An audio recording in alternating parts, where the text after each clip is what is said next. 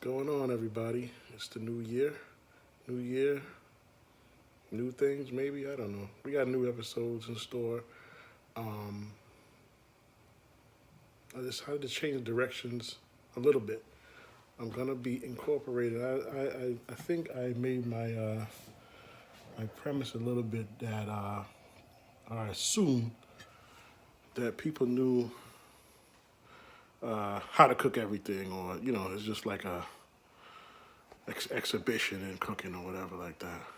But I decided I'm gonna make it a little bit more comprehensive, a little bit more maybe remedial in some cases. Some people just don't, some people are looking for guidance on how to look for new things to cook, different things to cook. Some people are looking for guidance on how to cook, period. So I think I can help out in that aspect. So I'm gonna be going over some simple things sometimes, just so people can get the concept of cooking certain things, because some people just can't do it. Some people tell you, "Oh, I can't even make anything past toast," or "I can't even boil an egg." I'm gonna try to get into some of that. Um, yeah, that's what we're gonna do. So, rice. Long grain, short grain, wild, jasmine, all this other, it's rice. It's all kind of varieties, all type of types and stuff and sizes and everything. We're gonna just go over just how to cook some regular rice. I have here the preferred brand of rice in my house. Canilla. Is it upside down or backwards? I don't know. Canilla. You can find this at any supermarket, pretty much. It's enriched rice, distributed by Goya. Shout out to Goya. And it is a extra long grain enriched rice. Okay, it's rice. That's all that I really care about is rice. It tastes good. And here's how you're gonna make it. So I make my rice on a 1-to-1 ratio. I used to make it on a 2-to-1 ratio, but I found that one's not gonna work for me.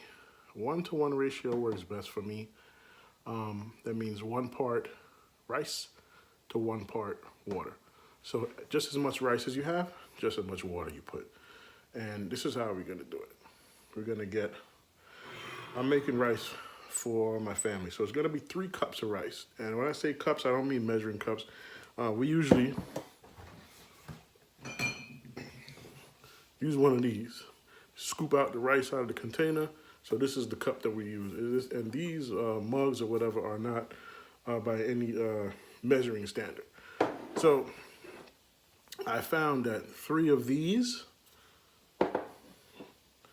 is 1 liter of water equivalent.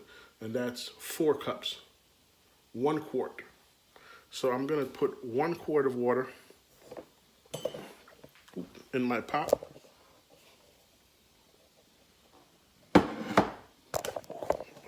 That wasn't supposed to happen because I'm supposed to tighten up this little doohickey. That's better. So I'm gonna put 1 quart of water in my pot.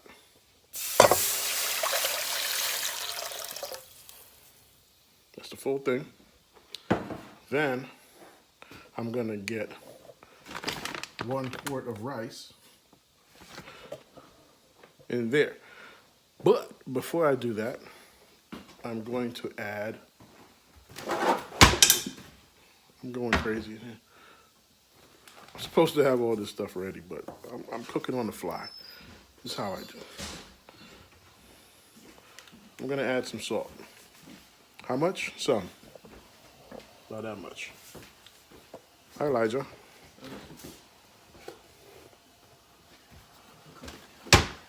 That's Elijah. That's some. It's about 2 tablespoons of salt. I'm gonna add some oil. This is some canola / olive oil. And this is gonna be about the same amount of oil. It's about 2 tablespoons of oil. This is going right in. I'm gonna let this come to a boil. and then we'll add our rice. Okay, so my water has come to a boil. Check it out. That's boiling. You see the oil running around in there. That helps to kind of coat the rice and make it not stick together that much. Lubricates things in there a little bit. So I have my 4 cups of rice equivalent. I'm gonna toss that straight in. So now I'm just gonna stir this up a little bit. Break up any clumps that might form. From there, you're gonna bring it up, swirl it around, get the oil on everything, get it to pass through the oil so it kind of coats it a little bit. If you see anything float to the top, little specks or anything like that, I mean, rice is a natural product. It's not perfect. You might have some that's a little discolored that you might be worried about. See a little brown guy in there. You might want to pick him out. Toss him to the side. And then we're gonna let this boil. That's all you really gotta do. Stir it a little bit. But the most part about cooking rice, I see something right there? The most part about cooking rice is leaving it the hell alone. Just let it boil. Let it boil for a while. I'm gonna show you when to stop. Now, when I say leave it alone, I do not mean by any means for you to leave that kitchen, go in the living room, and start watching football or Oprah. I don't want you to go upstairs and go take a nap. Don't run out to the store to go pick something up.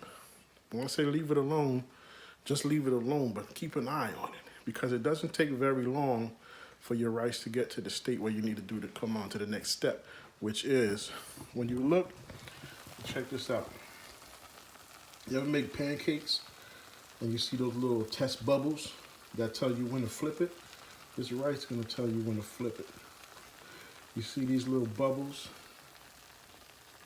You see those little holes that form in between the pockets inside the rice? When you see that, that means that this pot is drying out. You don't want it to get completely dry or you're going to have a burnt bottom of your rice. So what you start to do when you see that pot, when you see those little holes form, turn your stove down to as low as you can get it.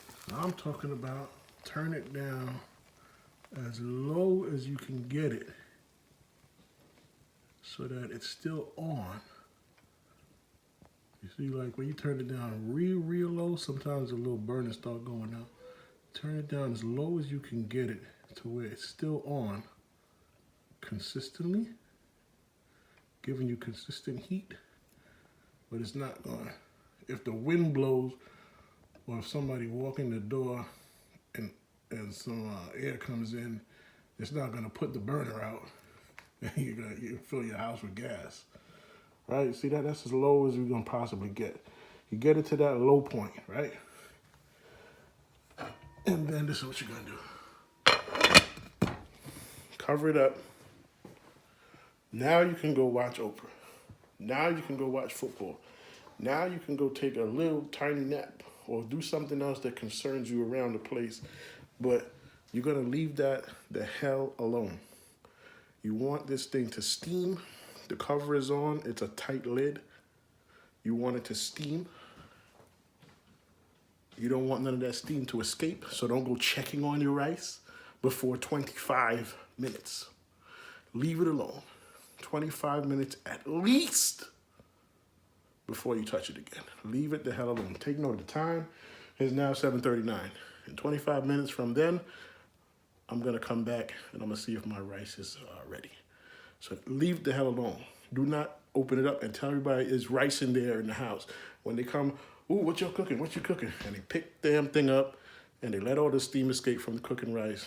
It's very anti-rice productive. So don't let them do that. Now, leave it the hell alone. All right, 25 minutes has come and gone. Let's pop the lid off of this. You see all the steam escape. And what you want to do now is just, what they say, fluff your rice up with a fork.